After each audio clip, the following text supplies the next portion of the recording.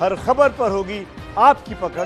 Download कीजिए ABP live app. एक दिन पहले ही कांग्रेस के नेता गौरव पांधी ने यूपी के additional chief secretary Awanish Awasthi पर आरोप लगाया था कि वो गरीब प्रवासी मजदूरों के साथ शाखा बॉय जैसे व्यवहार कर रहे हैं। और साथ ही गौरव पांधी ने उनकी पत्नी और लोक गायिका मालिनी अवस्थी पर भी यूपी सरकार के लिए शो करके करोड़ों रुपए कमाने का आरोप लगाया था। एबीपी न्यूज पर मालिनी अवस्थी ने इन तमाम आरोपों के जवाब दिए हैं। बसों की सियासत के बीच मजदूर बेबस और लाचार हैं और अब तो लोक कलाकार भी इसकी जद में आ गए। हमारे साथ मालिनी अवस्थी लोक गायिका पद्मश्री मौजूद हैं जो व्यक्तिगत हमले को झेल रही हैं। क्या कहेंगे आप?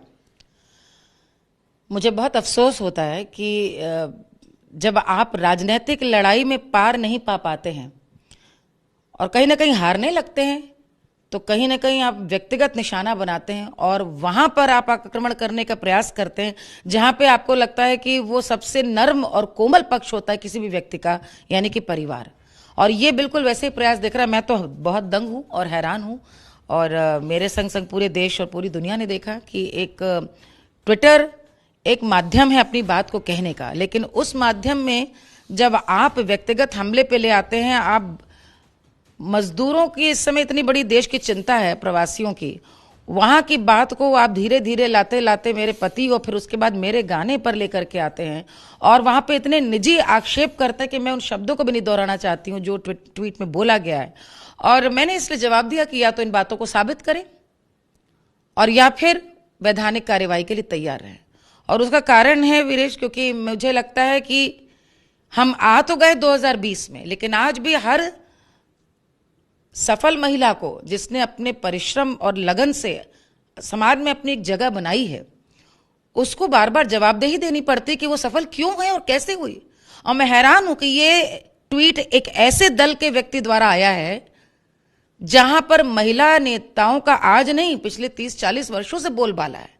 महिलाओं का सम्मान, महिला सशक्तिकरण की बातें जो करते हैं, मुझे हैरानी है कि क्या वो ये सोच सारे लोगों के लिए रखते हैं। और दूसरी बात, न सिर्फ महिला का अपमान बल्कि एक महिला लोक कलाकार का अपमान। मुझे लगता है कि क्या मैं यदि मुझे लगता है कि यदि मैं रैप सिंगर, पॉप सिंगर होती, बॉलीवुड सिंगर होती तो शायद ये प्रहार नहीं होता। उनको शायद आपत्ति ही सी बात से होगी कि मैं देश की संस्कृति पर काम कर रही हूं, मैं देश से जुड़े मुद्दों पर मुखर होकर अपनी बात कहती हूं, मेरे पति प्रशासनिक सेवा में हैं। ये एक भगवान द्वारा बनाया गया बहुत सुखद संयोग है जिस पर मुझे बहुत अभिमान है कि मैं एक बहुत ईमानदार और कर्मठ और नेक निष्ठावान पति की पत्नी हूं। लेकिन आप अपनी लड़ाई में अपने आप को, यदि कोई जब मुद्दा नहीं मिल पाता, आप मुख्यमंत्री योगी आदित्यनाथ जी के खिलाफ कोई बात नहीं निकाल पाते, आपको जब अधिकारी के खिलाफ कोई जब आपको साक्ष्य नहीं मिलते तो आप परिवार पर प्रहार करते हैं। मतलब इससे ज्यादा गिरी हुई कोई बात नहीं हो सकती। अब ये तो या तो सबूत दे, नहीं तो अब ये मैं सुनूंगी नहीं। और वंस एंड फॉर ऑल इस बात को मैं खत्म करूंगी, क्योंकि मेरे पति यदि आईएएस ऑफिसर हैं, देश में बहुत सारे होंगे, जो भी सरकार रही है उनका दायित्व तो सिर्फ देश के वासियों का सेवा करना है।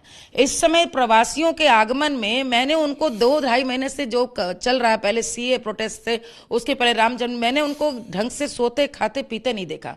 उत्तर प्रदेश इस समय जिस प्रकार डट के कार्य कर रहा है, पूरे विश्व में उसकी प्रशंसा हो रही है। मेरे पति हैं जो अपना दायित्व, बहुत सारे अधिकारी हैं जो अपना अपना काम कर रहे हैं, मैं उनकी पत्नी हूं, मैं अपने ढंग से सेवा कर रही हूं। आपके चैनल में मैं आई हूं गायकी के ढंग से, प्रवासियों पे मैंने गाने बजाए।